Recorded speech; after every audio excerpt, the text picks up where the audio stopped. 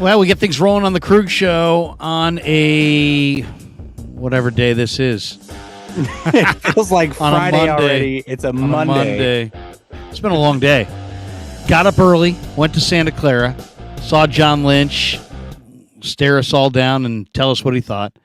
And then Herculean traffic jam up 680. Live stream with Grant. Now we got Jesse hanging. And glad to see him here. And thanks to all of you for being here on the Pig and a Pickle Krueger Show.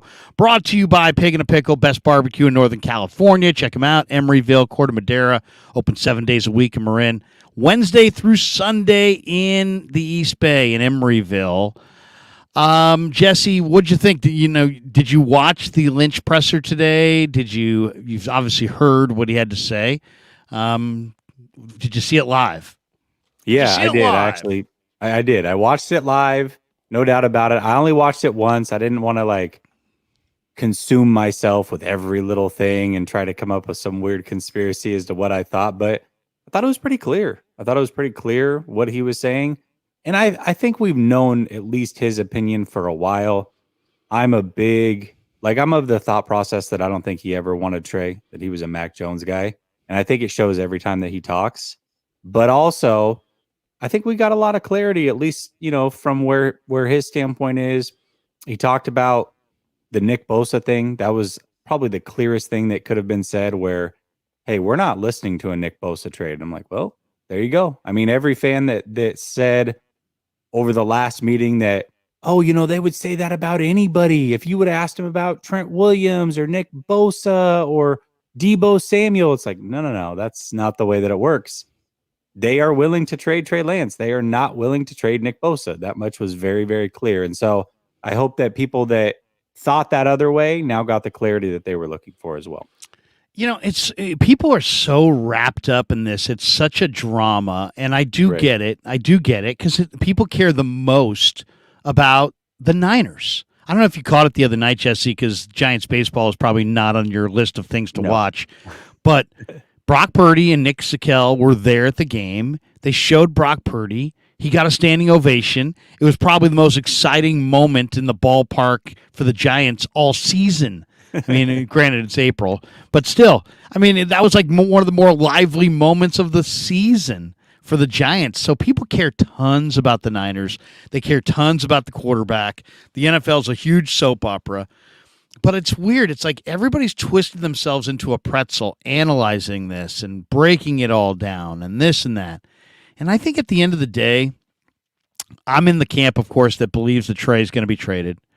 But I just think it's not about traded this wrong or traded that wrong. I just think that the 49ers brass, Jed, the owner, believe it or not, the general manager, John Lynch, his hand-picked assistant GM, Adam Peters, the head coach who picked them both, Kyle Shanahan, throw in Parag Marate, they're all under enormous pressure to justify their entire regime by they're in an organization that's the San Francisco 49ers. You don't judge yourself by playoff appearances or by winning records. You judge yourself by Super Bowl Lombardi trophies. That's the only standard. And so they know if they put one in the trophy case, they're made men. If they don't, they're bums. And it's not as easy as that, but it's kind of that cut and dried when it comes to the public. They will not. Jed will earn a lot of cred with the family if he gets this. They'll probably hand him the team and just say, you know what, you can now run it on your own going forward. If John gets this, I think it validates his entire post-playing career. If Kyle gets this, I think he becomes like Andy Reid, where he, contends for more and gets to a different level of respect. Same with Parag for his, whatever his contribution has been. So I just think these guys need to win, and their urgency is now because Trent Williams is getting old. Kittle's 30. Their core is getting old. They don't have that many years with this core, even though I love the young players. I just think they're looking to, and I heard it again today from Lynch when he was talking about Ayuk. He's like, you know what, we are really all about getting it done this year, and this guy is a key cog for us, and he ain't going anywhere, basically. That's what he said, but he didn't say that about Trey because I just don't think at the end of the day, it's not personal, it's not about anything other than Brock fits their timeline better than Trey. Their timeline is to win right now. They'd go for a veteran, but they can't because they've already built out their football team with the idea of having a rookie quarterback on a rookie contract behind center. So they have to go with the rookie. They were committed to that. They were never committed to the bumps and bruises it was going to take to actually play and develop said rookie. And so that's where we're at. Trey needs to develop. They don't want to give him the time to develop. Brock's sitting right there. He's on a rookie deal. That jives with their timeline. That's it. Anything beyond that is not worth discussing. That is the breakdown. That's why if they're going to move Trey, and I believe they will this weekend, I believe that's why. Not because they don't like him, not because he hasn't done X, Y, or Z, not because he doesn't fit or can't do this or can't do that. It's just that Brock fits their timeline. I don't know if you're a fantasy football player, but one of the things that you're always taught in fantasy I'm a fantasy football player, but not a winner. I don't think I've won in a long time. Right. Well, one of the things that I like to live by in fantasy football is it's a week-to-week league. You're trying to win that week. That is the biggest thing. And you'll worry about next week. Bye weeks, injuries, whatever. You'll figure it out. Trades, however you got to do it. And I feel like the 49ers are living that fantasy football mantra, but they're doing it year by year. And it really does seem like, hey, we're just worried about this year. The whole Brandon Ayuk thing kind of put it in perspective where he said, hey, we're worried about winning it this year. And we believe he helps us do that right now. Doesn't mean that we won't trade him next year. We'll see what contracts look like. But right now, we feel like he can help us win this year. Trey Lance, unless Brock Purdy is out, we don't feel like he's going to help us win this year. And so if that's the case, well, you got to move him for somebody that you think might be able to potentially help you win. Or maybe they do think he can help win this year because they've gone through 5 quarterbacks like John Lynch alluded to. I don't know. I mean, I think a lot of it comes down to when does Brock Purdy get healthy? What does Trey show in the time, whether it's between now and draft or now and week 1, whatever. I mean, all that will be decided, but they're trying to figure out who can help them win now. I understand it. I get it. I feel like you should probably figure out how to win now while also trying to figure out how to maybe win for the next 10 years. But if that's not their concern, that's not their concern. It's a weird thing too, because the one thing Lynch said today is like, I'm not always transparent with the players because you just can't be, but with Trey I have been transparent with him and I have talked with him. And then when you think about that, and then you think about what Trey has said recently and what he's done recently, which is putting like highlights on film and putting it on social media, whoever's doing that, and then at the same time Trey's like, hey, I just want a chance to compete. Would you be saying that if you weren't getting that chance? Wouldn't you if you were getting that chance to compete, wouldn't you just be saying, man, I can't wait till camp? But instead he's like, I just want a chance to compete. As if he's talked to Lynch and he's not going to get that chance to compete. That's my read on that. I don't know, maybe I'm wrong. Maybe they'll give him that chance and he'll run with it. But I get the sense that they want to control this narrative, and if they just let a full-fledged competition go, that it could go in any direction. It could go to Sam Darnold, it could go to Trey, and they want to go with Brock. Maybe I'm misreading it. We'll find out this weekend. But I also get the sense today that, at least today, Jesse, or going into today, they don't have an offer that they absolutely want to take. And there's no, if the offers that they're getting are similar to, like, let's just say the Bleacher Report rumors that I've read, then I don't think he's going anywhere either, because those rumors are like Trey for a 5th, Trey for a 4th, and a conditional 5th. You know what I mean? Right, things like that. Yeah, and yeah. I don't see the 49ers moving off of this quarterback when you factor in their investment for that kind of a payoff. To me, it would have to be a day 2. To me, this gets done Friday or it doesn't get done. Friday, to me, is the deadline. Yeah, I was going to say, well, yeah, Friday would have to be the deadline because. Well, I mean, you could trade him Saturday, right? For a Second player. round. Yeah, I mean, you could trade him for some bevy of day 3 picks, but I just don't. I don't see it. I don't either. I think that's exactly it. I mean, this is a team that showed that they were willing to trade Jimmy Garoppolo last year too, but they weren't willing to give him away. That's the word that they used, and I think that's exactly where they're at now. Hey, we're willing to trade this guy, but we're not willing to give him away. If you're calling, engaging interest, and you're like, hey, I mean, sounds like you're going with Brock Purdy. We got a 6th round for you. It's like, man, you can kick rocks. And I think that's what his message was today was, hey, I think it's a little blown out of proportion, the amount of calls we're getting. It's not like we're getting a bunch of great calls on things that we're willing to accept, because if we were, it would have been done by now, but we're not. So we're not willing to just give this guy away. So, hey, if the phone wants to ring and you can offer something better, by all means, but we're not just shopping them to shop them. That's not the way that we're operating here, which also tells me this. If they are not willing to just give him away for whatever, then, a lot of people are trying to put together like, okay, well, if Brock Purdy's out, Sam Darnold's going to be the starter. Look at the way that Ian Rappaport's talking and whoever is talking about this situation. I would pump the brakes on that one, because if that was the case and you already had it mapped out that, hey, it's Brock Purdy, then Sam Darnold, then Trey Lance, you would just give him away for whatever. If he was legitimately your 3rd string quarterback, eating up $10 million this year, you'd give him away while there's still value, knowing that if he's for sure in that pole position, that you're not going to get anything for him after this draft. So you would at least get something before you can't get anything. So I think if he's still here, there's a legit shot for him to compete, and we'll see how it goes. Yeah. And then the other one is like, okay, if you really want him to be here, I mean, it's weird. It's like we haven't gotten any good offers for him or ones that we would take today, but we're not going to say definitively that he's going to be on the roster. We'll just say, well, we expect. What was this? I don't know how he phrased it, but it was like, I expect Trey to be here. I expect Trey to be here. Isn't that kind of a weird way to say it when you determine if he will be there? Oh, yeah. I mean, that's just basically saying like, hey, based off the offers we're getting today, I don't expect it to get much better. Like, we're not going to go from a 6th or a 5th up to a 2nd. That'd be a big leap. So if this is what people are willing to offer, then this is where it's going to be. Also, and he did clarify and reword it later, but early on when he was asked about Trey Lance and he talked about how he was getting healthy, he said something along the lines of, hey, Trey has put himself in a position to compete. He didn't say for the 49ers. He just said he's put himself in a position to compete.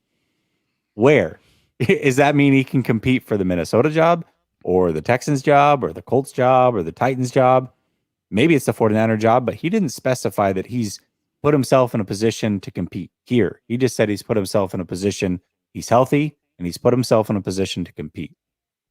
I know, which another kind of loose end on a thing. The exact quote is, I'm looking on the web here, it says, his mindset is all about competing. And I think that's exactly where his mindset should be.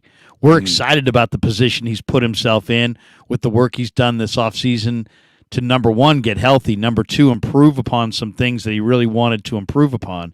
And we don't get to watch all of his workouts. I've got a good view. He's definitely excited, and I think he has a reason to be. So, yes, there's been good communication, and we're excited about Trey's ability to go compete for a job. For a job. Not for the job here, not for a job here, but for a job, whichever job that might be. That's what that means. It's just very ambiguous, you know what I mean? Yeah. It's like, I don't know. It's a bizarre thing because let's be honest. If Trey were awesome, would Sam Darnold even be here? Probably not. I mean, if he would he have signed with all these incentives? And what's that?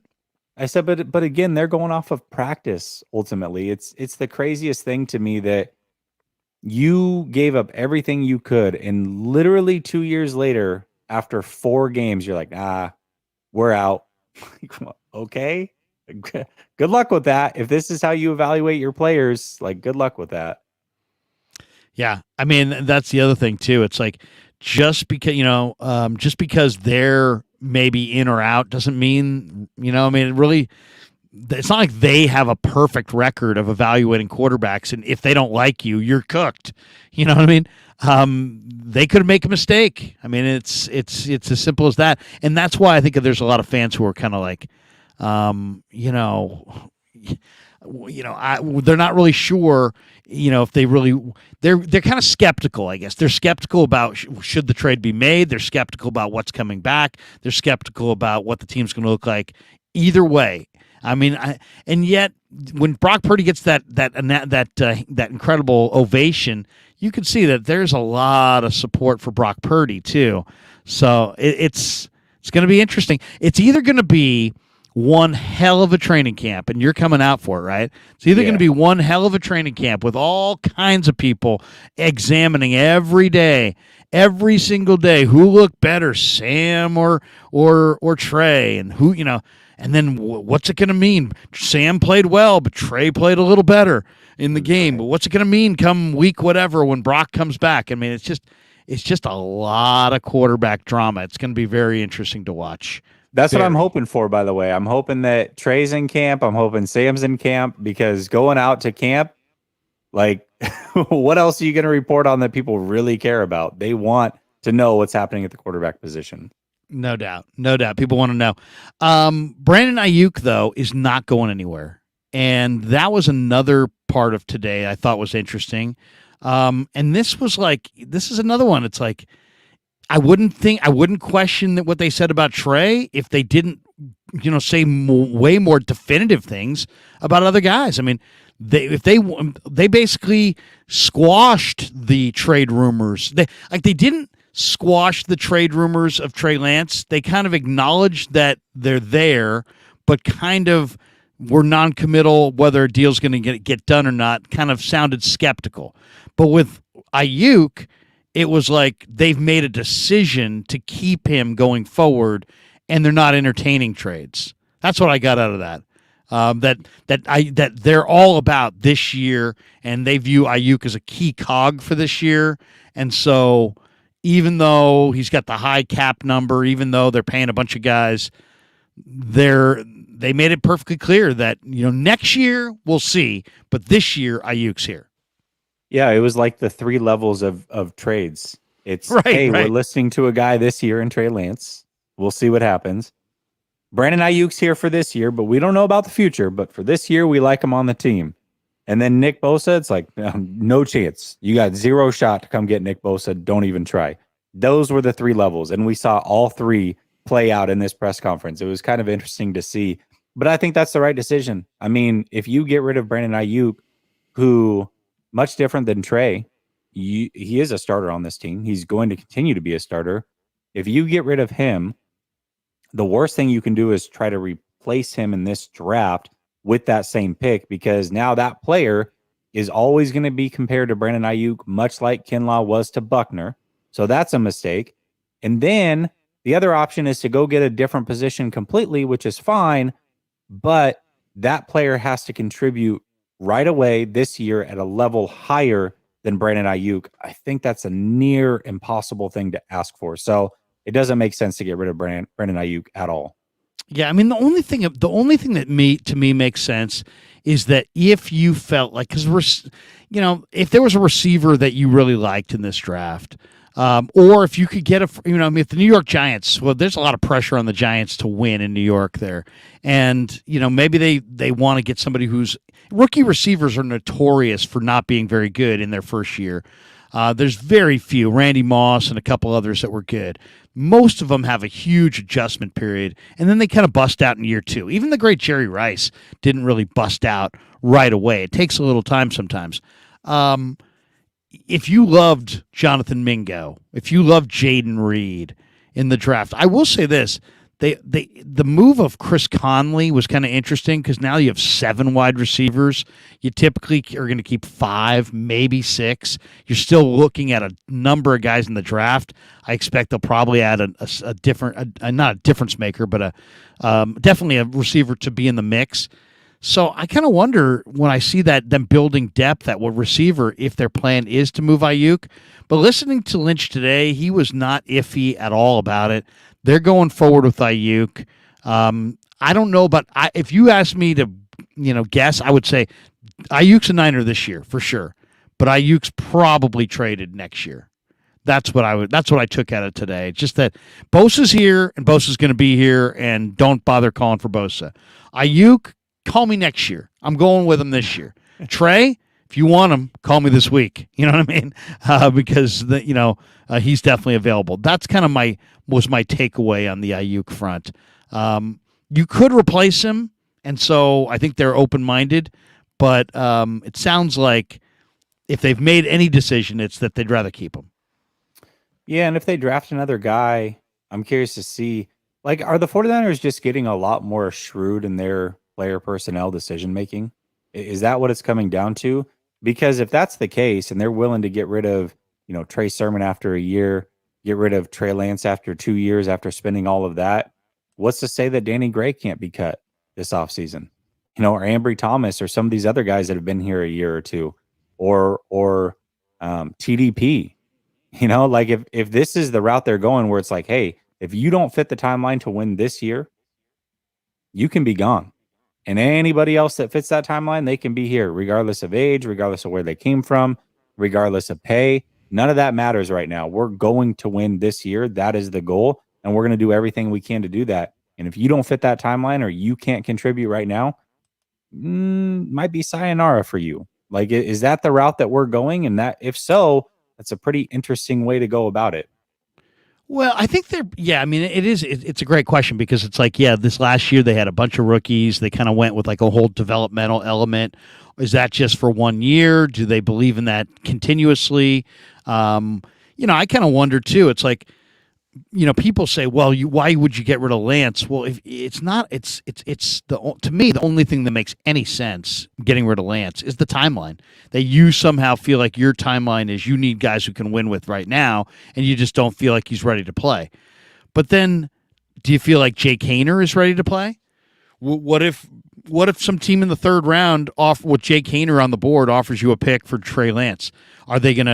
Would they do that to Jake Haener and say, hey, we'll trade you Trey Lance for, a third round pick and then turn around and draft a guy like Jake Haener? Haener's more polished, you could argue, than Lance and ready to play right now, but Lance has got more upside and a significantly bigger, stronger athlete. But they could look at, like, there's a few guys in this draft. Clayton Tune, maybe to a lesser degree, Jaron Hall and Max Duggan, DTR, Jake Haener, guys who have played a lot of college football, who they could theoretically say, you know what, we think that DTR is more ready to play than Trey Lance, and we're going to make a move based on that. To me, that would really be selling low on Trey Lance, but we don't know. We don't know exactly how they feel. It's been a weird off season for them when it comes to Trey because they haven't really ever given him an endorsement, like where they're saying, you know what, he may have an uphill battle, but we really believe he's going to get there, and we can't wait to see him develop. Nothing, even a throwaway comment like that. Nope, he's not getting that comment. They're not saying that. They're not saying, hey, you know what? We've seen some really good things, and we really like his development, and he's coming on, and we're going to start with Brock, but, man, anything can happen, and you never know. And no, we're not getting that. So makes you wonder. I think they're just that sold on Brock. I mean, I don't understand it. I don't get it, but that's where they're at, and that's fine if that's the decision-making. But the question is this, so then what do they do at quarterback? Let's say they do trade Trey Lance. Well, you're going to have to for sure draft a quarterback, and then you're also going to have to pick up a free agent, whether it's after the draft and you get an undrafted rookie, or you go get somebody else, because you still need three arms in camp, and Brock Purdy's not going to be one of them, most likely, at least not for the first half of it. So you're going to need a third arm no matter what. So if you remove Trey, that leaves Sam Darnold. There's 2 more arms that you've got to go get somehow, some way. So yeah, if that's the case, if they get rid of Trey Lance and legitimately use that pick on another quarterback, dude, that's I mean, talk about just willing to sacrifice everything, because now it's like, well, dude, if Trey Lance starts for another team and looks better than all of your quarterbacks, that's a bad look. Oh, I know. Absolutely. I mean, if Trey Lance becomes an outstanding starting quarterback, no matter even if you moved him for a third round pick, you're still going to wind up looking really bad on the back end. So it's like, if you're going to move him, you better make sure that you get something, and you better make sure you win, and you better make sure that Brock Purdy's the guy. And if you have any doubts about that, you probably shouldn't make the deal. But I just, once again, it's like I'm keep waiting for them they have multiple opportunities to kind kind of paint a picture of a belief in their young quarterback, and they never do. They they never really say, you know what, we really like what we're seeing and this and that. It's just kind of like, he's here now, and we expect him to be here, but you won't guarantee it because that means you pretty much guaranteed Ayuk and Bosa will be here, but you won't guarantee Trey's going to be here. So that one's a bizarre one. But they don't. Also, though, I want to say this: we'll see how they handle Brock Purdy, but they don't really endorse quarterbacks. Period. I mean, how many flyers just from the beginning of Trey Lance's career, like not just now after you've seen him for 2 years, but when you trade everything to go get him, you would think that guy would have been like the feature of Brick by Brick, or he would have been a banner hanging from the stadium, or he would have been on every flyer that you print out, every jersey that you're marketing, every interview you can get him into. No, it wasn't any of that. You didn't see any of those things with Jimmy either. They did the banner on the stadium, but they weren't brick by brick and mic'd up and none of that stuff with Jimmy Garoppolo. It's kind of what they do. This is a head coach that believes he's the reason that this team ticks. This is a team that emulates that by saying all the things that they say. Hey, quarterback doesn't matter as long as we're healthy. We just need a guy that can pull the trigger. That's all we care about. All the players say those things, and then they show it through their media presence, and they have shown it for the last few years. So I hope for Brock's sake and for their sake, if Brock Purdy they believe is the guy, whether he ends up being or not, I hope they pour a little bit more into him than they have with Jimmy Garoppolo and Trey Lance. Fish and Chips, is John Lynch the actor or John Lynch the general manager? I think he speaks only in he's not going to tell you bold lies. He's not. John's not going to just come out straight out and lie. So he sticks to areas that he can be honest in, right? I mean, if he wanted to, he could say, you know what? If Trey Lance if they weren't going to entertain any trades for Trey Lance this weekend, they could just be like, Trey, he could say what he just said about Ayuk. Trey's a huge key to our future, and he's here, and you know what? We really love our team going forward with him, but he doesn't say that. So that he leaves that door open. So that's the part that makes you go, you wonder, is he? But he's not going to come out and say we're going to move him, because I think most of the trades offers that the Niners will get this weekend for Trey Lance are going to be contingent. Hey, you know what? If this quarterback's gone and our pick comes up and this player and that player are not there, we could have interest. Well, that's not an offer. That's like a contingency offer, Or, hey, you know what? If we get to the third round and you're still willing, and the Niners could be like, hey, we want a second-round pick. And they may be willing to take a third-round pick, but they're driving a hard bargain telling somebody, we'll only take a second-round pick. Well, then it becomes a game of chicken. And it's like, okay, now we're in the third round. Now we call back and we say, hey, we'll offer you a third-round pick. Will the 49ers say, no. We wanted our second-round pick and we weren't joking? Or will they say, you know what? If you throw in this and this, we'll make it happen. So, we're going to find out for sure on draft day. They've had lots of opportunities, though, to support their young quarterback with support and actually say he's going to be here. And they always fall short of doing it. Drew says they'll end up trading Debo next offseason. You think so? What do you think, Jesse? I don't think Debo's going anywhere. I thought about that, but I've got to imagine that cap hit is huge. I'm going to look it up right now, actually. They already kind of made their decision to go with Debo. Their cap hit. Yeah. We'll tell the story. Well, hold on a second. Okay, so 2024. By the way, Kid Carter. Oh, go ahead. They trade him. If they trade him post June 1st, they save $22 million. So, if they trade him, it'd have to be. Are you talking about next year or this year? Next year. Next year. Yep. Well, I mean, I'm surprised. Debo is to me, not the kind of guy that's going to have a huge long-term career. Why? Because he runs through people and not around people. And he carries a lot of weight in his legs, and he's got a kind of a build that may take on some weight over time. So I don't know that he's a long-term guy, but he's such a tone-setting player, and he's such a Kyle Shanahan personal favorite. It's hard to imagine them coming off of Debo just because he is such a favorite of the head coach. They love him. They think he's a tone setter, and they love him. So, yeah, hindsight though, I mean, with Ayuk coming up and knowing what he's kind of growing into, I mean, maybe the right move was to trade Debo last year during the draft. You know, you got the Jets that were willing to play ball. They weren't offering a ton. What were they offering?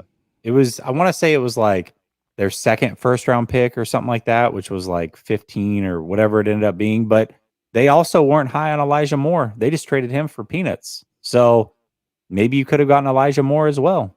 And that first round pick. Yeah, and I love Elijah Moore. He's small, but I mean, Ole Miss produces some really, really good receivers. Kid Carter says, why don't people consider that Trey played only 1 year in the FCS, never participated in the combine, and maybe the 49ers just really messed up due to a lack of information on him, and he's just really not good? Yeah, I think people have considered that. I think people have considered that. I think anybody who's like a big Trey supporter, I know with myself, I've always said the same thing. I believe that he's going to be very, very good in this league. I believe he's going to be better than Brock Purdy. But I also leave it open to saying, hey, I don't know for sure, but I want to see it. I'm not going to give up after 4 games. That's not enough. There is no quarterback in the history of ever that you can evaluate after 4 games, good or bad. This goes both ways. We've seen players come out and do what Brock Purdy did, maybe not in year 1, but in year 2, Nick Foles, guys like that. Who was better? Josh Allen. A lot of people didn't like Josh Allen because he wasn't accurate and 57% in college. And then he didn't look great his first 2 years. The number 1 overall pick, Baker Mayfield, had a much better college career, looked much better through those first 2 years. Guys like me were on the Josh Allen side. I ate shit for 2 years. And then year 3, nobody wanted to come back and tell me how right I was. That's just the way that it works. So, you know, I mean, it's all an evaluation. Could be right, could be wrong. But if you trust the 49ers evaluation, that's where I draw the issue. They have messed up at every turn with this quarterback position. They thought Jimmy Garoppolo was as good or better than Tom Brady. At first, they thought Jimmy Garoppolo might not be as good as Nick Mullins. Those were all things that they've talked about. They almost gave up a first rounder for Sam Darnold. How crazy would that have been? So to trust their evaluation on this position in particular, man, I think that's a lot of faith. Maybe that's why they call us the faithful. Well, and then they did draft. I mean, they do get credit. It's like even though the Patriots drafted Tom Brady in the 6th round, they get credit for drafting Tom Brady. And even though the Niners drafted Brock Purdy in the 7th round, they do get credit for drafting Brock Purdy.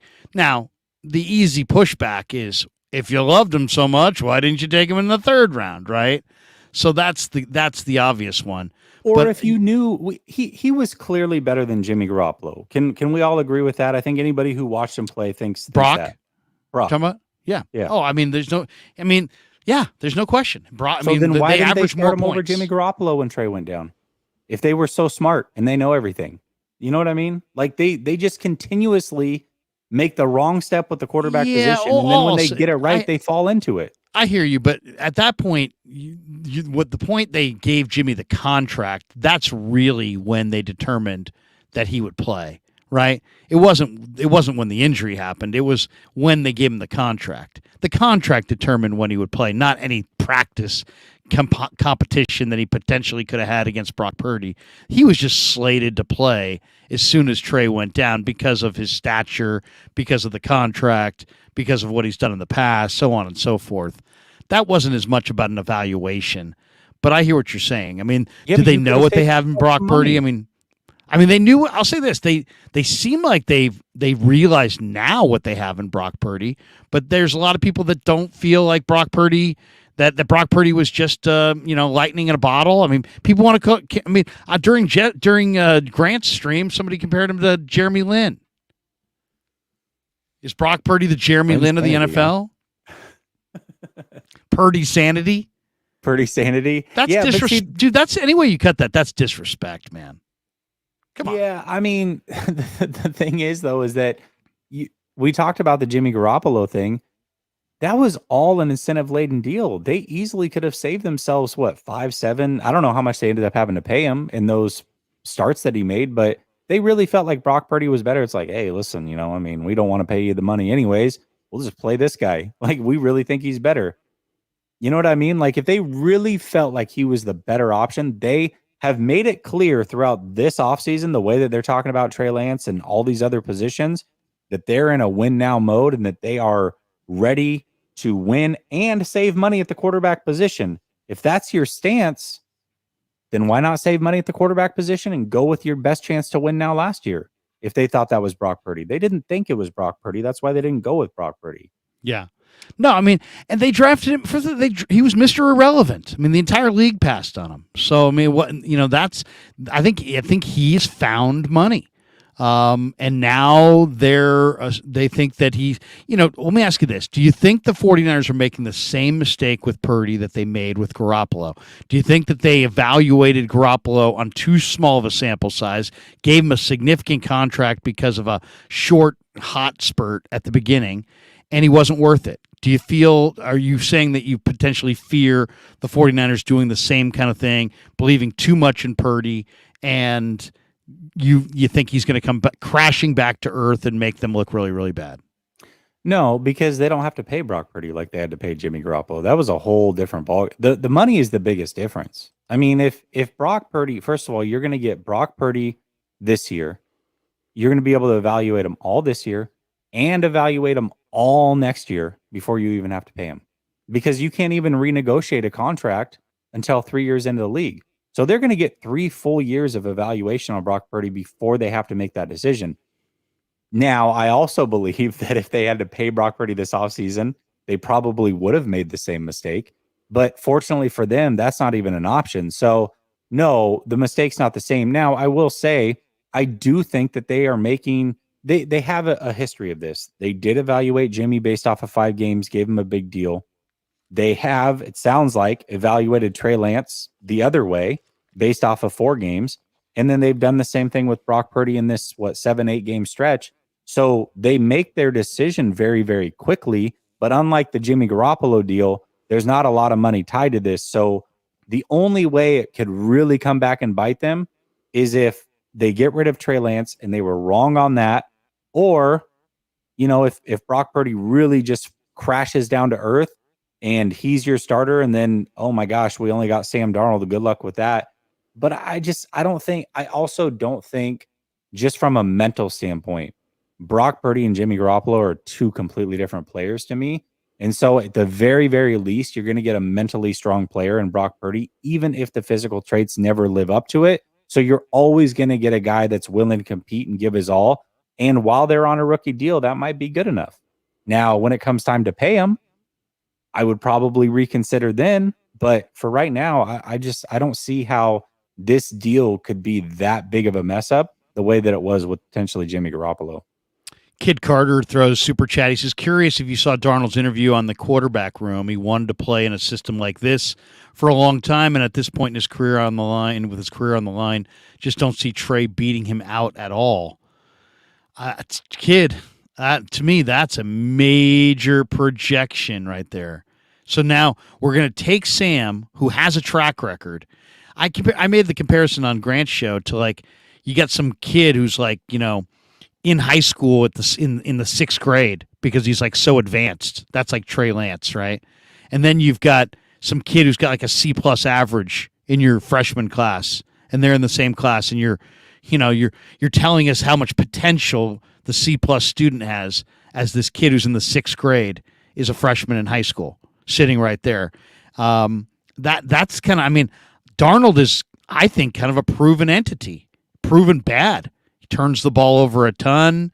I see to me his turnovers, and he had a great cast of around him at USC. I see a turnover laden guy who has nice little highlight reel, but it's peaks and valleys, right? It's smart play pick. Smart play. Oh, he looks good. Fumble. He's a turnover monster. So I don't see, to me, if Trey Lance is actually given an opportunity to fairly compete against Sam Darnold, I don't think there's any doubt. I think Sam Darnold would lose that battle to Trey Lance, which makes the insiders who have come out and said on more than one occasion, Jeremy Fowler was saying it this weekend on ESPN. Reports around the league are that teams feel that Sam Darnold is going to play significant time, including week 1 with the Niners, and that was sourced from other teams. Then there's the Ian Rappaport report of the same thing, but that kind of you assumed was coming from the Niners. So there's a lot of people, either the Niners are whispering to other people, hey, Sam Darnold is going to be the guy, or somebody knows something about a trade that we don't know, but suddenly there's based on the track record, there should be nobody predicting Sam Darnold to beat out Trey Lance. And yet the insiders, for the most part, are.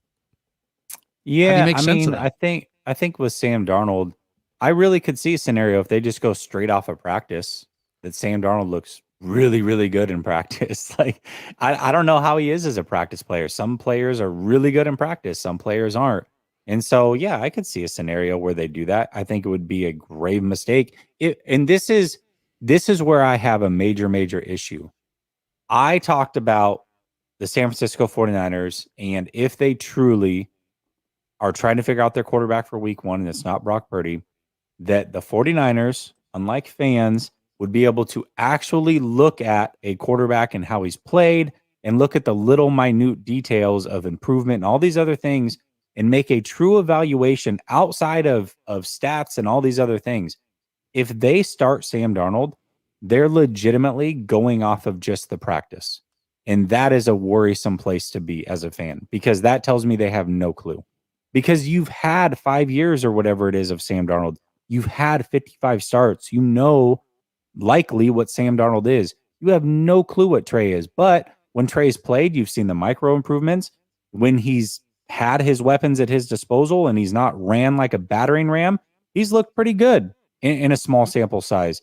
So the fact that you would be willing to give up on that and go with a guy that we pretty much know who he is this far into his career, at the very least, we know that, like you said, he's a turnover machine.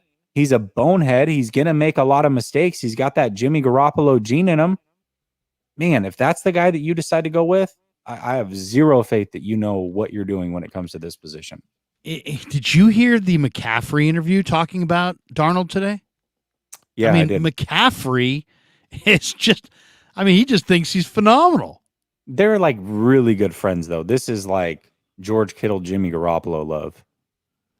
So you think that, when you're friends with somebody, you're just blinded. You're just totally blinded. You're going to prop them up. Because it's not just about the 49ers. This is about his career as a whole.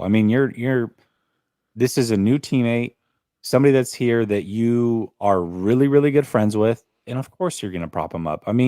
We saw Kittle do it at every turn with Jimmy, and people bought like, oh, George Kittle and the team loves Jimmy Garoppolo. What does that say? He sucks. I don't know. I've been saying this. You know what I mean? I don't care what they say. I don't care what they say openly outright. I've got 2 eyes. I can tell. I watch the games too. It's crazy too. When Brock was kicking ass late in the year, and I went up to George and I'm like, man, you've had this incredible stretch. And it was really interesting because George didn't want to be overly complimentary about Brock. You could tell. Nope. And went to Juszczyk, and it was like they carved out these little positive things to say about Brock, and then they just repeated them.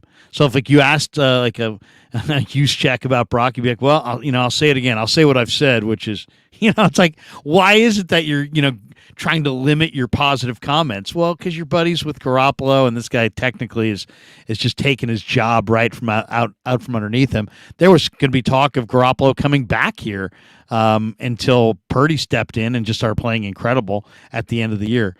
Okay, so we know that the quarterback thing is going to be something to watch.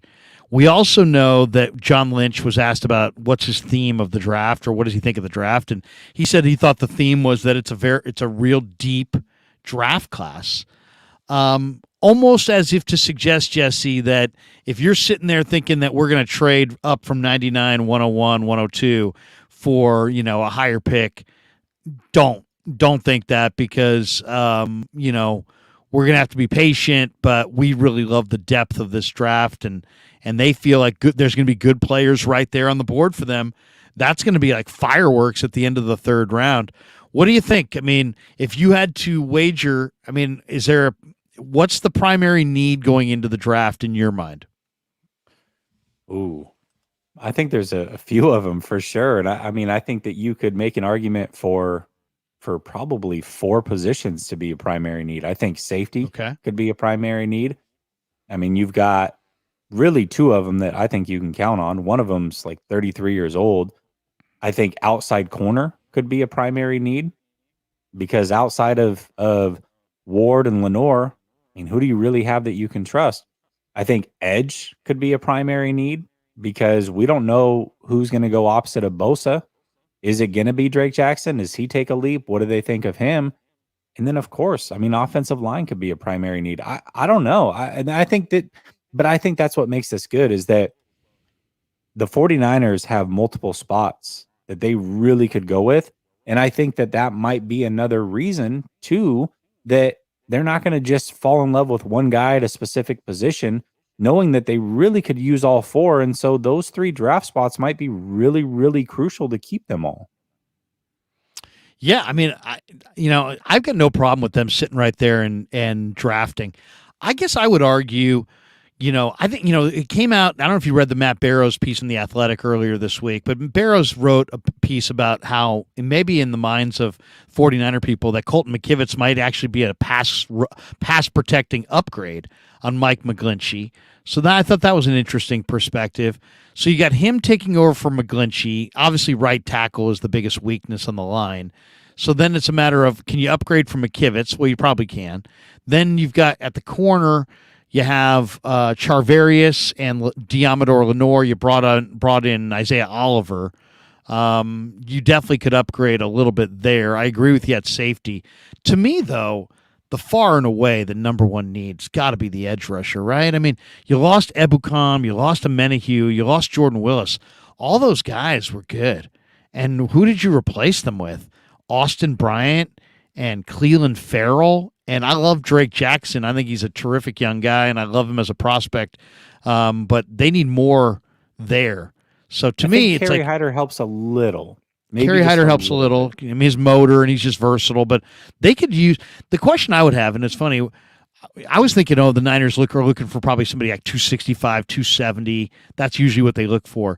But then I was talking to somebody who knows them pretty well and said, you know what? Don't be shocked if they go for like a Will McDonald or somebody who's more like a speed edge guy opposite Bosa, who's really going to be like like Nolan Smith might be the ideal, or Will McDonald IV at Iowa State, or Derek Hall from Auburn. Guys who are, maybe they're sub 260. Jose Ramirez or Nick Hampton from Appalachian State. These guys are 245, 250, but they're awesome coming off the edge. What do you think? I mean, do you have an idea? Do you think the Niners would go for a smaller defensive end, or do you think in their scheme they want more like what they had with Amenahue, like what they had with Ebukam, somebody who's closer to 270? I definitely think that they could go with the speed rusher. I mean, think about when they were humming at their best in 2019. It was when Dee Ford was on the field. When he went out, there was a noticeable difference. For as much talent that was on this defensive line, Dee Ford was actually kind of that key cog that when he was on the field, they were historically great. But when he was off, it was like, yeah, I mean, they're good, but they're definitely missing something. That speed rusher is definitely something that I could see them wanting. And, I don't know what they think of Drake Jackson, but Drake Jackson is a freak athlete. And you could kind of see that maybe. But even if it means that it's a guy that comes in just on third down, at least early in his career, and plays in a 2-point stance and just rushes off the edge, I definitely could see that being somewhere that they go. Kid Carter says there's multiple ex-Niner guys out there. They know Trey well and need a quarterback. If they or anyone else don't think he's even worth a second at this point, seems more likely Trey's not good than everyone is dumb. Well, I think that's fair. That if there's multiple people that have been around him that don't want him, but I think the one thing that people aren't valuing is I think if you know this guy, he's got great work ethic, and to me that's a big part of it. So I think I think there's more value there than people think, but we're going to find out. We're going to find out this weekend. I'll say this. I did an interview with Randy Mueller, who used to be the GM of the Dolphins and Saints. And I asked him, where'd you have Trey on your board coming out? And he's like, Larry, I didn't even have him on my board at all. I said, what do you mean? He said, yeah, he just didn't play enough college football for me to have him on my board in any round. I just didn't see enough there to evaluate. And I was like, I couldn't believe he said it. I was just like, okay, I understand maybe you wouldn't have him as a first-round pick, but you didn't have him as a third-round pick or a fourth-round pick. He's 6'4", 220. He had one amazing year at North Dakota State, and he's like, yeah, there's just not enough track record. So I don't know. We'll find out where it goes from here, but that was an eye-opener to me, just that a veteran personnel guy said they wouldn't have even had him anywhere on his board. Is it possible the 49ers took a shot on just a top 5 shot on one of the rawest prospects to come out of college in the last 25 years? I don't know. I hope that's not the case. Hopefully he kind of gets those reps this summer if he's here and develops, because it would be such a terrible setback for the franchise if they really took that big of a swing and a miss. Wouldn't you agree? Yeah, but I mean, also, like, you kind of knew what it was. You knew that there was going to be some development going into it. And honestly, we should have known kind of in hindsight that this was going to be an issue almost immediately. And one of the things that I said before they drafted Trey, and I thought they were going to draft Trey, and I thought Trey was the right pick to make. But I also said that this might be this is either going to be the biggest disaster of a pairing between him and Shanahan, or it's going to be the most beautiful masterpiece. And we'll find out which one. And it seems to be trending towards the biggest disaster. And we almost should have known that when one of the first interviews, they talked about some of the developmental pieces that Trey was going to need. And Kyle Shanahan's answer was, we don't do that here. That's for you to do in the offseason. Was like, all right, red flag. Maybe we should talk about this one a little bit more, because this seems like a disaster waiting to happen. And that type of impatience, when you saw what Patrick Mahomes got and Andy Reid, how they did everything they could to make it work. Andy Reid goes to Texas Tech, learns the offense, does what he can to make him feel comfortable.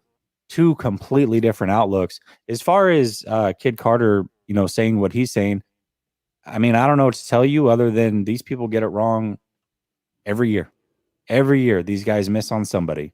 Every year, these guys overdraft somebody. And it's every team in the league. So, yeah, I'm not saying that, listen, they have more access to film. They should be a lot smarter than we are, but they get it wrong every year. And if Brock Purdy's as great as everybody thinks he is, then it sounds like everybody got it wrong 7 times over last year. So, I don't know. I don't make an opinion or a sweep judgment based off of what other people think. I go off of what I see, what I think, how I evaluate. And to this point, I've been pretty spot on a lot of these quarterbacks. There hasn't been many misses for me. So I'm going to continue to trust what I believe Trey Lance is, regardless of what other people think.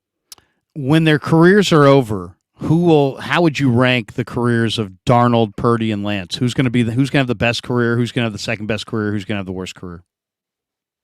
God, career? That's just, I don't know, because it's hard to tell. I don't know what chances Trey Lance is going to get at this point. Well, he'll get a chance somewhere, don't you think? I mean, it may not be here, but he'll get a chance. No? I mean, if they keep him all this year and don't play him again, maybe. Now all of a sudden you're 4 years in or 3 years in and you haven't played a lick. I don't know. I mean, he definitely needs to play. I mean, there's no question he needs to play. And he could be forever impacted if he sits another year.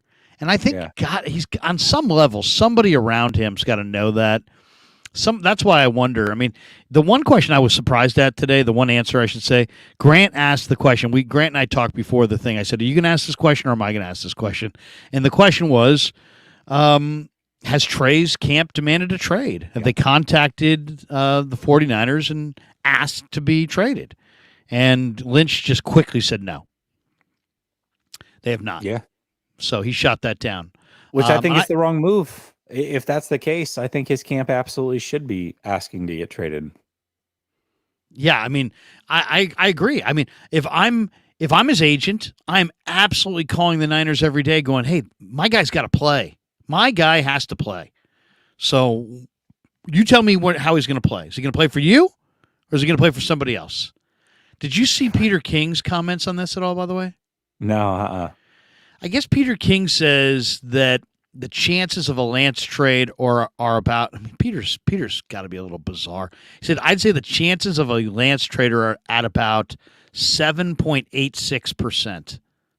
That's very specific. Very specific. He says, "You'd think the Texans or Colts would at least show some interest in Lance, and maybe they will, but so far, crickets. Of course, it's impossible to know what Lance is right now. He's thrown a total of 420 passes in the 5 years since leaving high school." I personally, I think that if he gets moved, it's to the Texans. I think it's the Texans. I mean, some people would say the Vikings because that's the hometown and Cousins is at the end, and what direction do they go? But to me, it's the Texans. You got D'Amico there. He's going to be there for 6 years. They're probably not going to go quarterback, it sounds like, at the top of the draft. And, if you're D'Amico, you get 2 big-time defenders, let's say in the first dozen picks, and then you're sitting there going, well, he's got Case Keenum and Davis Mills. How do you not go for a high-upside quarterback if you have Case Keenum and Davis Mills? So, to me, that's the one. That if there's a team that I'm looking at as a potential Trey team, it's the Texans. What do you think? Or is there a team that I'm not thinking of? I really think the Colts would be the perfect fit, but it all depends on what we're going to know quickly, because these guys both have picks in the top 4. So if they both go quarterback, all of a sudden they're out. You know what I mean? So we're going to know very quickly in this draft if either of those teams would still have any interest in Trey Lance. Now, if we get past 12 and the Texans didn't take a quarterback, and we get past 4 and the Colts didn't take a quarterback, now all of a sudden those teams do become very interesting. I thought there was something that was confirming that the Colts and the Bucks had called on Trey Lance. Am I tripping on that? There was a report yesterday or the day before on one of the rumors compilation sites saying that they both had kicked tires on the price tag. But I never saw any formal offer. And I would guess in this situation, both make sense though too. What's that? Colts make sense? Both of those teams do make sense. Well, the Colts make a lot of sense because they supposedly had a very high grade on Trey coming out. And then if they had a really high grade and he's only played 4 games, odds are they probably still like him. Yeah. So there's that one. The Buccaneers are kind of interesting because what direction are they going?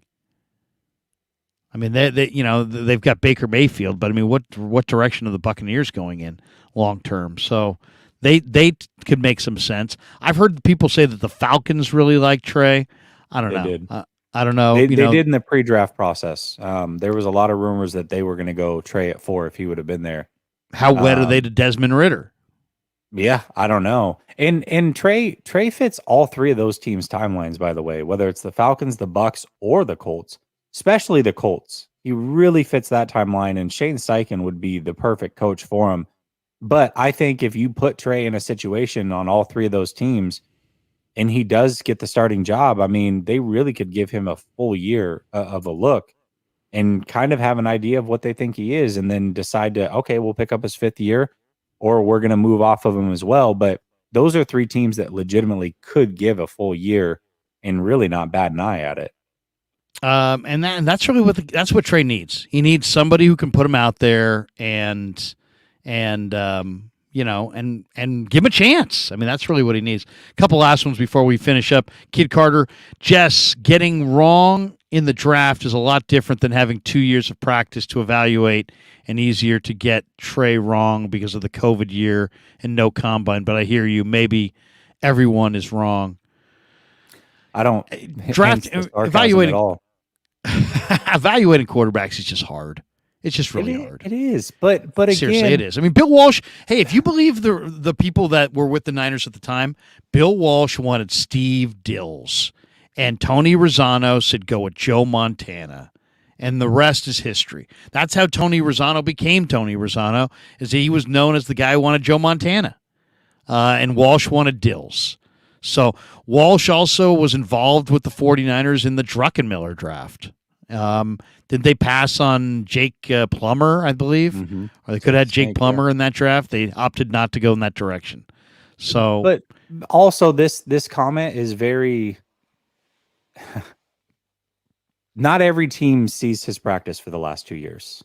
You understand me? Like the 49ers have seen his practice and they've made a decision, it sounds like, but not every team has watched him practice and evaluated him up close for 2 years. So, like that statement doesn't really make sense. And then you've got to look at it. You had 4 years to evaluate a guy like Brock Purdy. So why is it me, the guy that supposedly hates Brock Purdy, by the way, has tweets from December 2020 saying I would take Brock Purdy in round 3 if he came out this year into the 2021 draft. He didn't come out. And then I restated that claim in 2021 and said, hey, just so you know, Brock Purdy's going to be a guy.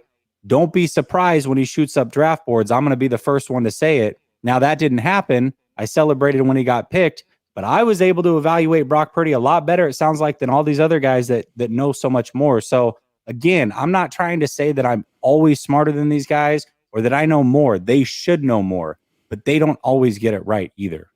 No, they definitely do not. And by the way, you were pro Purdy, but now you're just saying that you don't feel like Purdy is a good long term. You don't think he's high end enough long term. Is that a good summation of your point of view, or is that? Yeah, I think again, and I've got the video on the channel, Mr. Right versus Mr. Right now. I think he can be Mr. Right now. He can be Mr. Right now. If you're looking, if the goal is to go all in this year, and this is assuming that he comes back to the Brock Purdy from last year after the elbow injury, which, I don't know. I don't know if that's going to happen for sure this year, but the assumption is he's going to. So based off of that assumption, it makes total sense that Brock Purdy would be your guy this year. I totally understand that. And I think that would probably be the right decision if you want to win the most games. However, I think once you start stripping pieces away from this team, if he's still playing at a high level and you give him that big contract, I think that'll be the biggest mistake that you can make. So I think both things can be true. I believe in Brock Purdy. I love everything about his mental game. I think he could be Mr. Right now. I just don't think he's Mr. Right when I'm thinking 10 years into the future on this team. I had somebody around the Niners tell me the other day that the Niners aren't even worried about Lance going somewhere and becoming awesome if Brock Purdy helps them win a Super Bowl in the next 3 to 4 years. And you shouldn't be. If it wouldn't matter. It really wouldn't matter at that point if you get a ring. But if you do what you've done with Jimmy Garoppolo, where it's like, we can't play Trey Lance, we can't afford to, we've got a Super Bowl window, and you come up short the next couple of years, and then you pay Brock Purdy, and he's not everything you thought, and now CMC is gone, and Kittle's gone, and your left tackle's gone. Now you've got a real issue on your hands if Trey Lance turns out to be something. So that's really what it comes down to. Two last ones, and we'll jet. 2.0, $9.99. He says, didn't Atlanta want to draft Trey Lance? They could. D'Amico and the Texans could trade back and do it for free, basically. Colts could. Rand Carthon and the Titans could. Honestly, if none of those teams want him, that's scary. I kind of agree. Personally, the thing that makes me think that he's going to be dealt is just that I think we don't know what the Niners are willing to take. And they don't want to state what they're willing to take because obviously they want there's a range, right? Like anything, it makes sense. There's some kind of a range that the Niners have agreed to that they would be happy with. Well, they obviously want the top of their range, and the teams that I'm sure they're negotiating with would like the bottom of their range. And somebody's going to have to blink. So the question is, what's that range? Let's play the range game. What pick do you think? I know that they'll take a first. Go ahead. I want to answer this thing real quick because this. So here's other things that we have to evaluate. You're not getting Trey Lance year one of a rookie deal. You've got 1 year with Trey Lance before, or two, right? In the two before the extension. But you've got to make a decision after this year on that 5th year option. So really, you've got 1 year to evaluate before you make a decision on this 5th year option. The Colts, if we're to believe rumors, have already said that they are interested in Trey Lance. Now, what is that price? if that price is, let's say, a fourth rounder and the 49ers aren't willing to do it, is that the Colts saying that they aren't interested? Or is that the Colts saying, hey, you guys have screwed it up for 2 years. Nobody has any clue still. We like him, but we only have 1 year with him. He's got to learn a whole new system. We got a whole new coach. We got a whole new thing over here. We have an off season to figure it out and 1 season to figure out if we want to pick up this 5th-year option. If for some reason we're not willing to give a second on a 1-year flyer. Now, if we had 3 years, sure, a second, no problem. But they only have 1 year. That changes things. That completely changes things. That changes his value, in my opinion. No doubt. No doubt. There should be some less risk as well, because you kind of know what he is compared as far as work ethic and that kind of thing than some of these rookie guys. But you're right. I mean, there's less of a window to make your decision, for sure. So he should not be he should be worth less than he was when he came out. But I just would also say it really comes down to, how do you have the quarterbacks ranked? Where'd you rank him in here? Where would you put him in this draft? You put him behind Stroud, behind Bryce Young, behind Richardson, behind Levis, behind Hooker, in front of Hooker? To me, I would put him definitely behind those 4 guys, even though I'm not a Levis fan and I'm not a Stroud fan. I kind of like Richardson and Young more. But I still, just based on the youth, I'd put those 4 guys in front of Trey. I like Trey more than Hendon Hooker. I like him more than Jake Haener, Tanner McKee, DTR. I kind of like Jaron Hall a little bit. I kind of like Clayton Tune. I like Max Duggan, but I probably like Trey as a prospect better than any of those guys as well. So I have him between Levis, who's projected to go 15th, and Hooker, who's projected to go 31st. So to me, anybody who picks after 15, right on down the line. Now the question is, what's your cutoff? When do you look at it and say, no, I'm going to need more than that? To me, it would be, I got to get a day 2 pick. I got to get a day 2 pick. If I get a day 2 pick, I'm willing to consider it. But if I'm not getting a day 2 pick, I'm not willing to consider it. That's my cutoff point. So if you said, what is that? I guess that's about top 100. If I can get a top 100 pick, I'm interested. If I can't get a top 100 pick, I'd rather roll with Trey. Where are you on that? Are you considering where he's at now, or just Trey as a prospect coming out of college? Because those are I'm saying right now. I'm saying right now. It's like right now. If tomorrow, if this weekend, somebody called and said, "Here's pick," let's say the Colts called, and they're saying, "We'll give you the 79th pick overall in the 3rd round." I mean, that's, I'm looking at the mock draft right now. Guys who are on the board right there would be like Sam Laporta, Zach Pickens, Blake Freeland. All interesting players. Roshan Johnson, Jair Brown.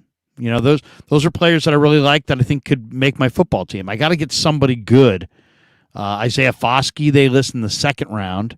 But yeah, if there was a player that I really liked on the board, and it's in the 3rd round, to me, when you get to day 3, that's when I'm like, no, I gotta get more value than day 3. Yeah, I mean, well, first of all, if I'm running things, I'm not trading Trey. I'm not trading Trey. But if the 49ers make a trade, I would hope that it wouldn't be for anything less than a 2nd-round pick. So you have a high grade on him, and you would want high compensation. That's a high compensation. It is, because as you stated, he's only got 1 year left to make that decision. Yep. So somebody calls and says, "We'll offer you a high 3rd." You're saying no. It's got to be a 2nd. It's got to be a 2nd for me. And the only reason I say that is because of this. If the 49ers are truly looking to win this year, you're paying his money no matter what, whether he gets traded or not. And so now I've got to look at it and say, okay, do I believe that Trey Lance is potentially going to have to take snaps for this team in a crucial moment? Yeah, I think that's within the realm of possibility. I mean, Purdy's not even cleared yet. Sam Darnold, I mean, is that a guy we're going to trust? Do we know who these rookies are? I think there's a good chance Trey's going to have to take snaps for us at the most important position in football. So now I've got to value that and outweigh that versus who I would get in round 3. Is that player going to come in and play for us for sure? Who's going to be there? I don't know. I mean, so that's the way that I look at it. And I'm willing to know that, hey, if he doesn't play, you know what? It didn't work out. we got no value for him. It's fine. You know what? It's better. It's better to have taken him and kept him and used him if we needed it versus taking that 3rd round pick for me. That's me personally. Last question, and we appreciate your time, by the way, and we definitely want to hear what you got cooking on the channel the rest of the week. But, actually, 2 super chats here before. Glass half full guy. How many of these draft picks will actually make the team? I don't see all 11 picks making the team, so I'd trade some for a veteran to help with us win a Super Bowl. Well, that's a good question. And last year they had 14 rookies that made either the team or the practice squad. 2.0 says, Jesse, what would be the most you would offer for Trey if you were the Texans? You believe in Trey. I'd have to believe you'd pay a 2nd rounder or more. If I was the Texans, yeah. If I was the Texans, I'd be willing to part with a 2nd round pick. However, I'm not going to offer that. I'm going to try to get him for a 3rd, and I'm going to stand pat on that. And we're going to go into day 2, and we're going to play chicken. That's me. What if the Texans, because the Texans do, Jesse, have 2/3. What if the Niners were like, man, we need that 33rd pick or whatever, that high 2nd, and they say no, and it's this gigantic game of chicken all day Thursday night, all day Friday leading into the draft. Then all of a sudden the draft starts, and the Texans say, no, we're not giving the high 2, but we will give you 2 3s. Would you take 2 3s instead of the high 2? I feel a lot better about 2 3s than 1 3. Yeah, that's a whole different ballgame. Yeah. 2. I would say I'd take 2 3s. If they have 2 3s, I would take it. Again, this is just as a fan saying, hey, if they don't believe in Trey and they're not planning on playing him unless injuries happen, then, sure, take it. I guess I would be okay with that. But if I'm running the team, Trey, first of all, Trey would have been starting year 1. So we would have known who Trey Lance is by now, whether he's a bum or he's really good. That would have been one thing. But if I'm the Texans, unless CJ Stroud fell to me at 2, like I'm taking Trey Lance with whatever I can get. If I can get him for those 2/3, I'm willing to do that. I'm drafting best player available at what picks they have, 2 and 12, and I'm trying to build out this roster. Yeah, I'm doing that comfortably. But CJ Stroud, just prospect for prospect. If Trey Lance was in this draft coming out and he was a prospect and I was reevaluating him and everything was even again, CJ Stroud's probably the only guy that I would rank above him. That's it. So you've a real high grade. Last question on the way out the door. They're at 99. They didn't move Trey, and they're at 99. Knowing all the needs, who are you hoping is there when they pick at 99? Is there a particular player that you're like, you know what, man, I'm hoping that guy's there? I mean, I hope it's a safety, whatever it is. I mean, talked about Jamie a little bit. We talked about the kid from, is it Illinois? Safety from Illinois. Sid Brown or Jartavius Martin, I think you're talking about. Yeah. So there's some guys there. I don't know. I think that there's going to be I really think that where this draft is deep, which I do think, maybe there's not some really, really high safeties that are going to go, but there's some safeties that could fall. And then also tight end. I mean, these are 2 positions that the 49ers definitely could use. And I think that they're going to have their pick of the litter of a few guys in both those positions there.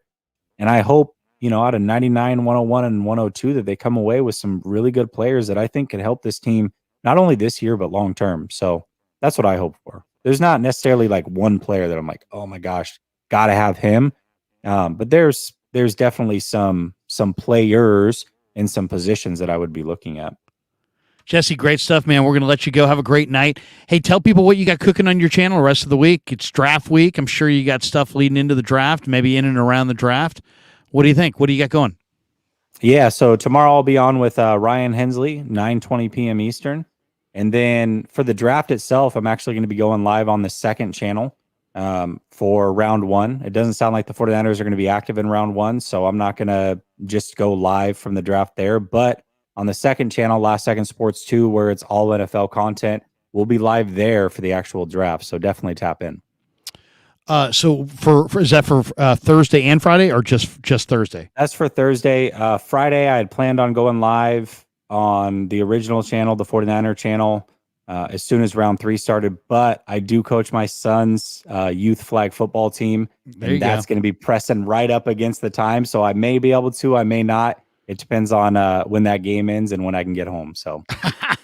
Do you yell and scream and goal line stand, dig in deep, dig in deep?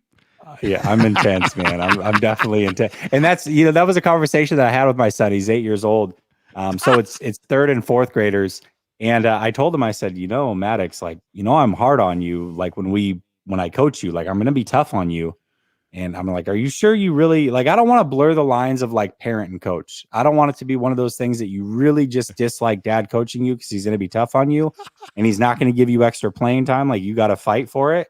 And he's like, no, I want you to coach. And so this is the 2nd season I'm doing it. And at the end of last season, I asked him, like, how do you think it went? Are you good with doing it? I definitely get intense, especially with him. So. That is awesome. Well, our guy, my kid plays flag football, and it wasn't our coach, but it was the other coach a few weeks ago, and maybe it was over a month ago now. And he's like, "We give no ground. He was just losing it." He's Chris Kosirik. I'm like, bro, it's a passing game. What do you mean we give no ground? And he had a couple kids that were tackling. They were kind of body checking, and yeah. I'm not doing all that. I'm probably more intense on the refs than anything. You missed that call. You blew it, Gene Tunney. Yeah, exactly. I'm throwing the play sheet. Do you tuck it in? Do you tuck your play? Do you get it laminated and tuck it in your shorts? Jesse, great stuff. I run the defense. I'm the defensive guy, so I run the defense. Nobody scores on us. If somebody scores on us, it's a bad week. So do you put a pencil in your ear? No, I don't go. I really should do the visor, the pencil in the ear. I really should get the whole giddy up. A whistle. I feel like the whistle is crucial. So you got to stand up. You don't want it like we want it. That is awesome. All right, bro. Hey, good to talk to you. Have a great draft weekend. Enjoyed having you on throughout the lead up to the draft. Can't wait to see what they do. And of course, we'll have all next week to break it all down, chop it up. We'd love to have you back. So have a great weekend. Maybe we'll talk to you next week. All right, bro. Have a good one. Thanks, Larry. There you go. The great Jesse Naylor in the house. Phenomenal. Really good guy. Good answers. There's people that don't like me. There's people that don't like him. And there's people that don't like Grant. There's people that don't like Vish. I guess everybody loves Vish. But there's a lot of hate. A lot of hate out there. People circling. All right. All right. We got some starred chats. I got a dozen starred chats. What are the best chats of the live stream? It's next, but first, a word from our sponsor. We're brought to you by Pig and a Pickle. Check them out. If you want to support the show, please check out our sponsors. Pig and a Pickle, the best barbecue in Northern California. They're in Emeryville, open Wednesday through Sunday. They're open 7 days a week from 11 a.m. to 8 p.m. in Corte Madera. It looks a little bit like this.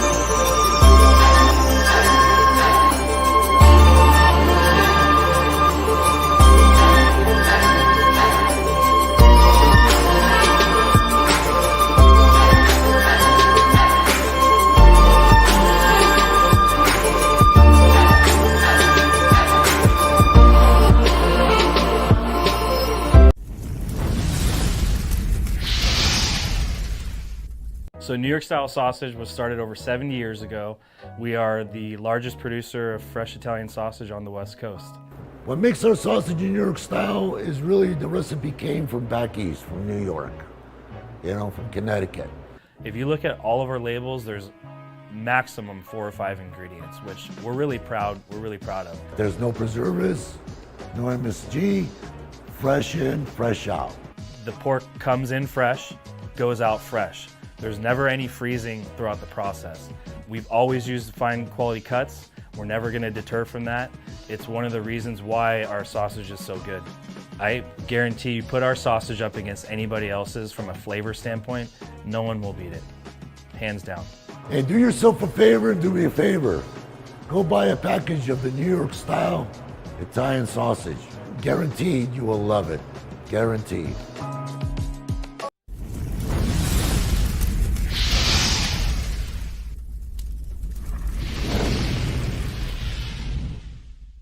All right, coming down the home stretch on the Krueger Show. Join me top of the hour. Raj is stopping by for another live stream. Should be a lot of fun from RSF 49ers. All right, let's go to the starred chats. Michael Alanis says 50-50 shot he gets traded draft weekend. John once again repeated his commitment to Brock as the team's QB1. Question now is, what's Trey competing for here, knowing he's not going to be the starter? It's a good point. Is he competing to be the backup? I don't know. I'm not sure. He did say they were transparent in their communication with Trey. So whatever the score is, Trey knows what it is. Sherpagny, who's always ripping, he says if they trade Trey, Trey Lance is going to be an amazing quarterback, and the Niners won't win a Super Bowl for decades. Modern day Babe Ruth curse coming for the Niners and Larry. I'm going to be cursed, Sherpagny? Cursed? It's amazing. Trey's played 4 games. Sherpagny's convinced he's Ruth. It's amazing. Eric Hernandez, would Trey get the Niners a second-round pick? I think so, but maybe not. Maybe John's telling us today that the offers are not good. I think it's just that he doesn't have any concrete offers, because I don't think every team that's potentially interested in trading for Trey's not their first option necessarily. He might be their second. I want this quarterback. Oh, he's gone. Now I want that quarterback. That quarterback's Trey. All right, here's my third. So just because John doesn't have an offer today, if he wasn't going to trade him at all, he could have said today, we're going forward with Trey. We're not moving him. He's with us. But they stopped short of saying that because they're listening to offers. And the only question really is, we know they would take a first. I think they would take a second. The question is, would they take a third? And then I guess the other question is, would they take a day 3 pick? I don't think so. Larry, 30-second Warrior game 4 thoughts. The Warriors have had a hard time finishing out games. Steph, who's a Hall of Famer, really effed up down the stretch. Almost cost him. Draymond Green was huge. Fox is now hurt. Yeah, I mean, you got to feel good. You got to feel good about Golden State right now. I think you got to feel really good about Golden State right now. Game 3, the Kings no-showed. Game 4, they came to play. Warriors got the win. Now Fox is hurt. Warriors are going to win this series. Sorry, Beam. Randall Riley, but keep supporting Larry. The channel loves it. Not sure what that means. Jose Bautista, I fuck with Larry, but he be reaching sometimes. Okay. That's all right. Gregus Khan, who's occasionally negative, says Isaiah McGuire could replace Charles Omenihu day 1. Okay. Wasn't as impressed by McGuire as you are, but I hear you. Dale, really want Nick Hampton. Now, that is a guy that I love. Love Nick Hampton. Comes flying off the edge. Randall Riley, Trey Lance hasn't played goofball. He doesn't have trade value. He's coming off a serious ankle injury, and we are real here, not stupid. When he plays and stays healthy, we will believe he will ball. Kind of negative, but whatever. RLB, Larry, do you have to pay for a super chat for you to make that pig in a pickle bet? I'll make a pig in a pickle bet. We can all dine at pig in a pickle. Pete says trade Kyle Pitts for Trey. Oh, my God. Yeah. Done. Deal. Mitchell and Ness, Larry, you have been pushing the trade Lance narrative for 2 months. No. So don't be surprised if the Niners don't trade him and get pushback. Oh yeah, that's it. We're sticking it to Krug. God, how arrogant would I have to be if I actually believe that? I'm not pushing it. I've just been telling you that that's what it sounds like to me. That's kind of what I do here, is I give opinions on the way my read of the tea leaves. That's my read on it. I could be wrong. I've been wrong before. Not a lot. No, I've been wrong a lot. But I've been wrong before. So I could be wrong here. But I'm just telling you what I honestly feel. Would you rather me lie to you and just align myself with everybody else? Or would you rather me give you my honest opinion? And at least I can back up why I believe what I believe, right? I believe if they didn't want to move involving your face of your franchise, which every quarterback is, in trade rumors does not help your franchise. So believe me, they did not decide to take offers for Trey Lance lightly. It's not like, what the hell, why not? Let's take some offers. No. They've made an evaluation that they're going with Brock. I think they're going to commit to Brock, and if they can get good value for Trey in a trade, they're going to make that trade. Now, what's good value? That's the debate. I would say anything on day 2 of the draft is good value. I do. I believe that. I think there'll be some really good players there. We got this one from JJ. Why wouldn't the Niners hold out for a good draft pick as much as possible, even if internally they think Lance is QB3? Yeah, exactly. MF says Raj is solid. Yeah, join me out with Raj in 9 minutes. All right, I'm going to go get a pull of water, and then I'm going to wrap with Raj. Got some. Let's see. Well, I could keep going here. All right, let me take a pull of water. Join me with Raj, top of the hour. Thanks to everybody in the chat. Thanks to everybody. Thanks to Jesse. Thanks to the sponsors. Thanks to all of you. Join me at 8 o'clock with Raj, which is 8 minutes away, right here on The Krueger Show. Yeah, never met a man I've been scared of. Careful, you gon' get exactly what you asked for. Here for whatever you